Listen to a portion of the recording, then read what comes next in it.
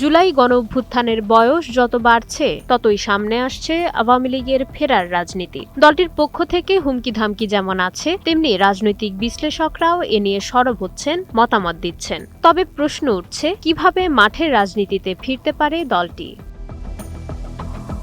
আওয়ামী লীগ ফিরবে এ নিয়ে দ্বিমত নেই বললেই চলে। তবে ফেরার প্রক্রিয়া নিয়ে এক এক পক্ষ এক এক রকম মত দিচ্ছেন। সব পক্ষই বলছে আওয়ামী লীগকে কোনো না কোনো পরিবর্তনের মধ্য দিয়েই যেতে হবে।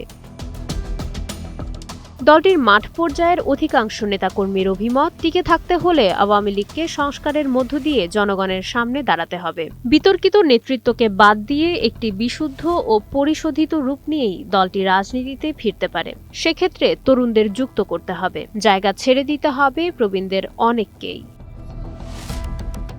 জুলাই আন্দোলনের তীব্রতা বিশ্ববাসী উপলব্ধি করেছে মনোযোগের সাথে। সেই জায়গা থেকে বিশ্ব কূটনীতিও মনে করে, বাংলাদেশের রাজনীতিতে যদি ফিরতেই হয়, তাহলে নিজেদের স্বার্থেই এক নতুন ও পরিচ্ছন্ন আওয়ামী লীগের আত্মপ্রকাশ জরুরি।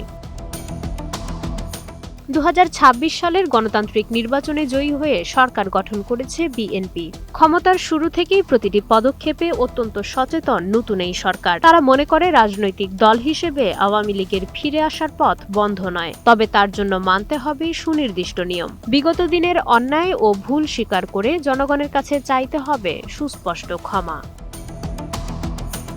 রাজনৈতিক বিশ্লেষকদের মতে, অনুশোচনা ছাড়া কোনো দলই গণমানুষের আস্থা ফেরাতে পারে না। নিজেদের কৃতকর্মের বিচার ও যথাযথ শাস্তি ভোগ করাই হতে পারে আওয়ামী লীগের ঘুরে দাঁড়ানোর প্রথম ধাপ। প্রশ্ন থেকে যায়, আওয়ামী লীগ কি পারবে নিজেদের বদলে নতুনভাবে রাজনীতির খাতা খুলতে?